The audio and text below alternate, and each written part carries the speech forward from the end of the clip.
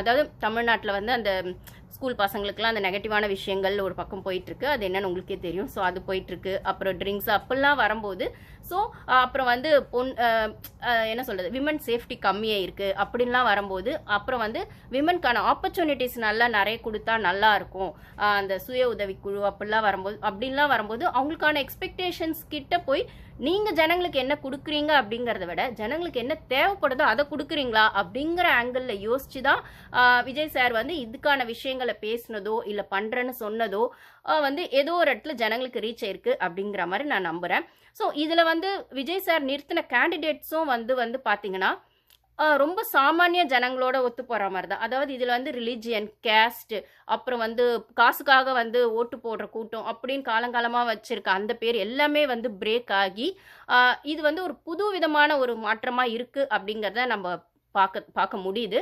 இது வந்து ஃபியூச்சரில் வந்து இன்னுமே அவர் வந்து இந்த கிடைச்ச இந்த ஆப்பர்ச்சுனிட்டியை பெஸ்ட்டாக யூஸ் பண்ணிக்குவாரா அப்படின்னு யோசிக்கும் போது கண்டிப்பாக யூஸ் பண்ணிக்குவாருன்ற நம்பிக்கை எனக்கு இருக்குது. ஏன்னா அவர் இப்போ வந்து பார்த்தீங்கன்னா இப்போ வந்து அசம்பிளியில் போகிறதுலே வந்து விமன்ஸ் வந்து 12 மெம்பர்ஸ் இருக்காங்க அப்படின்னு சொல்லும்போது ஒரு சீட் வந்து விமனுக்கு கிடைச்சாலுமே அங்கே வந்து விமனோட குரலில் வந்து விமனுக்கான ரெப்ரசன்டேட்டிவாக யாரோ ஒருத்தர் பேசிட மாட்டாங்களா? அது பார்லிமெண்ட்ல ஆகட்டும், லெஜிஸ்லேட்டிவ் அசம்பிளியில் ஆகட்டும் பேசிட மாட்டாங்களான்னு யோசிச்சுட்டு இருக்கிறதுக்கு நடுவில் 12 சீட்டு வந்து அவைக்கால வந்து விமனுக்கு கொடுத்துருக்காங்க. அதில் நான் நேற்று வந்து ரீசெண்டாக வந்து ஒருத்தவங்களோட இன்டர்வியூ பார்த்தா அஸ்விதா அவங்க, அப்புறம் சிந்து, நிறைய அவங்களுக்கான விஷயங்களை சோஷியல் மீடியாவில் பார்க்க முடியுது. ஸோ இவ்வளோ நாள் வந்து அவங்க 2 வீக்ஸ்க்கு முன்னாடி ஆகட்டும் 1 மந்த்துக்கு முன்னாடி இன்டர்வியூஸ் கொடுத்துருந்தாலுமே ஏன்னா தாவேக்கா வரும்னு யாருமே எதிர்பார்க்கல. ஓரளவுக்கு யாருமே எதிர்பார்க்கல நான் சொல்ல மாட்டேன்.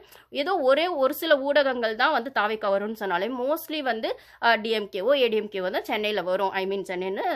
தமிழ்நாட்டில் வரும்னு எதிர்பார்க்கறது நடுவில் இவங்களோட வெற்றி வந்து சைலண்டாக டக்குன்னு வந்தது அப்படிங்கிறது வெளிப்படையாக தெரியல. அப்படின்னாலுமே உள்ளுக்கு எல்லாருமே அந்த மாற்றத்தை எதிர்பார்த்துக்கிட்டு தான் இருந்தாங்க, நம்பிக்கிட்டு இருந்தாங்க. ஆனால் வெளிப்படையாக தெரியல அப்படிங்கிறது தான் யதார்த்தமான உண்மையாக இருக்குது. ஸோ நிறைய சினி இண்டஸ்ட்ரியிலையுமே சினி ஃபீல்ட்லையுமே வந்து இப்போ ட்ரால்ஸு மீம்ஸ் எல்லாம் பார்க்க முடியுதுன்னா ஒரு சிலர் பேர் அது அந்த இதில் ஷார்ட்ஸில் பார்த்த வரைக்கும் நான் சொல்கிறேன். சிம்புல ஆரம்பித்து பாக்கியராஜ் சார் பையன் வரைக்கும் நடுவில் வந்து நிறைய, அப்புறம் இவங்க விஜய் சாரோட ஃப்ரெண்டு அவங்க எல்லாருமே வந்து அந்த ஒரு ட்ரெஸ் கோடு ஆன் எலெக்ஷன் டே அப்படிங்கிறத பார்க்க முடிஞ்சுது அப்படின்னு சொல்லும்போது ஸோ இது எல்லாமே உள்ளுக்கு எல்லாருக்குமே அந்த மாற்றம் தேவைப்படுதுன்னு யோசிச்சாலுமே வெளிப்படையாக எல்லாரும் ஓரளவுக்கு மோஸ்ட் ப்ராபப்ளி யாரும் வெளியில் சொல்லலை.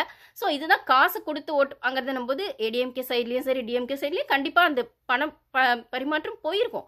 ஆனாலுமே இவர் விஜய் சார் சொன்ன மாதிரி தான், நீங்கள் வாங்கிக்கோங்க ஆனால் ஓட்டு எனக்கு போடுங்க அப்படின்னும் போது ஏன்னா பணம் ஜனங்களோடது வரி பணம். ஸோ இவ்வளோ நாள் ஆட்சியில் இருக்கிற நீங்கள் இல்லை 5 வருஷம் 10 வருஷம் ஆட்சியில் இருக்க நீங்கள் அந்த டைமில் ஏதோ ஒன்று கொடுக்குறீங்கன்னா அது அவங்க பணம்னு அவங்க யோசிக்கும் போது அவங்க வாங்காமல் இருக்கணும்னு அவசியம் கிடையாது, இல்லை வாங்கிட்டு உங்களுக்கு தான் ஓட்டு போடணும்னு அவசியம் கிடையாது. ஸோ அதை வாங்கிட்டாங்க, ஆனால் அவங்க யாருக்கு நினச்சாங்களோ அவங்களுக்கு தான் ஓட்டு போட்டாங்கன்னும் போது ஸோ பணத்தை வாங்கிட்டு ஜனங்க ஓட்டு போட்டுருவாங்க, இல்லை பணத்துக்கு ஜனங்க விலை போயிடுவாங்க அப்படிங்கிற ரூலும் பிரேக் ஆகிருக்கு. அப்புறம் கேஸ்ட் அந்த ரிலீஜியன் அப்படிலாம் இல்லாமல் அந்த கேண்டிடேட்ஸ் அவர் நிறுத்தின விதம் அந்த சாமானிய ஜனங்கன்னு சொல்லும் போது ஆட்டோ டிரைவர் ஆகட்டும், அதுக்கப்புறம் நான் சொன்ன மாதிரி விமன் சைட்லேருந்து வந்தவங்களாகட்டும், அதாவது விமன்ஸ் அந்த 12 விமன்ஸ் அப்படின்னு விமன் அவங்க சொல்கிறதாகட்டும். ஸோ அதுக்கப்புறம் அவரோட ஓன் கார் டிரைவர், அதாவது விஜய் சாரோட கார் டிரைவரோட பையன் அவர் வந்து ஆட்டோ டிரைவர்னு சொல்லும்போது அவருக்கு சீட்டு கொடுத்ததாகட்டும். ஸோ தன் கூட இருக்கிற அதாவது மக்களாக இணைஞ்சிருக்கிற ஒரு கேண்டிடேட் இந்த வாட்டி பார்த்தீங்கன்னா எலெக்ஷனில் இந்த தொகுதியில் இவங்க தான் நிற்கிறாங்கன்றது அந்த ஒரு ஃபெமிலியர் பர்சன் அப்படிங்கிறது கூட ஜனங்களுக்கு அந்த அவேர்னஸ் இல்லை. அவங்க எல்லாரோடது முகமாக பார்த்தது விஜய் சார், விஜய் அண்ணா, எங்கள் வீட்டு புள்ள அப்படிங்கிற மாதிரி பார்த்ததை ஓட்டு போட்டிருக்காங்க. அப்படின்னும் போது எந்த தொகுதியில் எந்த கேண்டிடேட் நிற்கிறாங்க, அவங்கள நம்மளுக்கு தெரியுமா தெரியாதா, அவங்க ஆல்ரெடி அவங்களுக்கு எலெக்ஷன் எக்ஸ்பீரியன்ஸ் இருக்கா இல்லையா, பாலிடிக்ஸ் பற்றி அவங்களுக்கு நாலேஜ் இருக்கா இல்லைன்னு எதுவுமே அவங்க யோசிக்கல. அவங்க வந்து விஜய் சாரோட கட்சி, விஜய் சார் நிற்க வச்சிருக்காரு அவர் கேண்டிடேட்டை. ஸோ நம்ம தொகுதியில் விஜய் சார் வரணும், விஜய் கட்சி வந்து வின் பண்ணணும் அப்படிங்கிறத மட்டுமே மக்கள் மைண்டில் வச்சு ஓட்டு போட்டதுன்றது ஒன்று இருக்குது. இது ப்ளஸ்ஸாகவும் இருக்குது மைனஸாகவும் இருக்குது அப்படின்னு சொல்லும்போது அது எல்லாமே அவங்க வந்து விஜய் சாரை நம்பி தான் அந்த ஓட்டை போட்டிருக்காங்க. விஜய் சார் ஏதாவது ஒன்று வந்து செய்வார். இந்த ஆட்சி மாற்றம் வந்து ஜனங்களுக்கு ஒரு புது மாற்றத்தை கொடுக்கும், ஒரு புது விதமான ஒரு அனுபவத்தை கொடுக்கும் அப்படிங்கிற நம்பிக்கையில் அவங்க ஓட்டு போட்டிருக்காங்க. ஸோ அந்த நம்பிக்கை உண்மையாகணும் அப்படிங்கிறது தான் எங்களோட ஆசையும். நாங்கள் என்னதான் யூஎஸ்லேயே இருந்தாலும் இந்த டைம் தமிழ்நாட்டு ஜனங்களுக்கு கிடைச்ச இந்த மாற்றத்தை நாங்களும் சென்னையில் இருந்து கொண்டாடி இருக்கணுமோ அப்படின்னு தான் எனக்குமே தோணுது. ஸோ அதை நான் சாட்டிஸ்ஃபை பண்ணுறதுக்காகவும் இந்த வீடியோ போடுறேன்னு வச்சுக்கலாம். ஸோ மீம்ஸ் ட்ரால்ஸ் எல்லாம் பார்க்கும்போது சார் நம்மளும் ஓட்டு போட்டிருக்கணுமோ, நம்மளும் என்ஜாய் பண்ணி, ஏன்னா கண்டிப்பாக அங்கே இருந்தால் விஜய் சார் என்னோட வீடியோஸ்லேயே நான் விஜய் சார் சங்கீதா மேம் விஷயங்கள் நான் கான்ட்ரவர்சி பேசியிருக்கேன் மீன்ஸ் அப்படின்னு சொல்லும் போது நான் அந்த இடத்துல சங்கீதா மேம் சரி, விஜய் சார் எதுவுமே நான் பேசலை.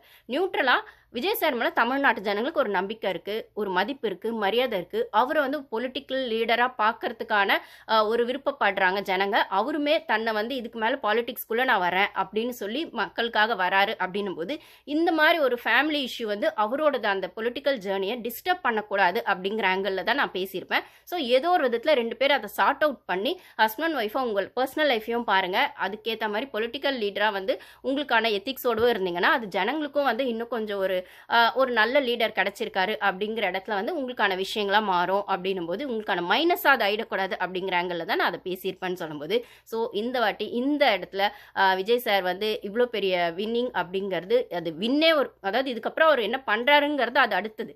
ஆனால் அவர் வின் பண்ணதே ஒரு ஹிஸ்ட்ரி தான், ஒரு வரலாற்று சாதனை அப்படின்னு சொல்கிற இடத்துல தான் அது இருக்குன்னும் போது, ஏன்னா கிட்டத்தட்ட 70 வருஷமாக டிஎம்கே சொல்லலாம் சீனியாரிட்டி இந்த பொலிட்டிக்கல் ஜேர்னி அப்படின்னு சொல்லலாம். அதுக்கப்புறம் ஏடிஎம்கேவே 50 இயர்ஸ் அப்படின்றத சொல்லலாம். ஏன்னா நம்மளுக்கு தெரியும் எப்படி ஏடிஎம்கே டிஎம்கே பிரிஞ்சுது அப்படின்னும் போது.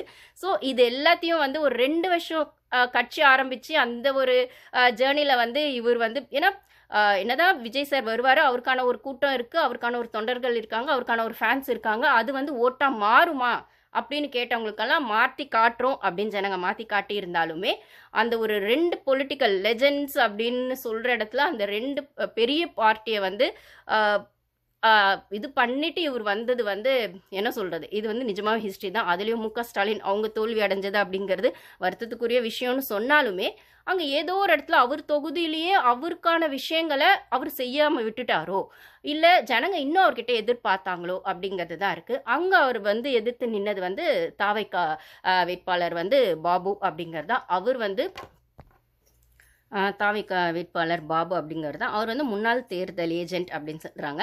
ஸோ கண்டிப்பாக அந்த இடத்துல டைரெக்டாக விஜய் சார் கூட நிற்கலை, விஜய் சார் சார்பாக அவரோட கேண்டிடேட்டாக நின்ன பாபு அவர் தான் நின்னார் அப்படின்னு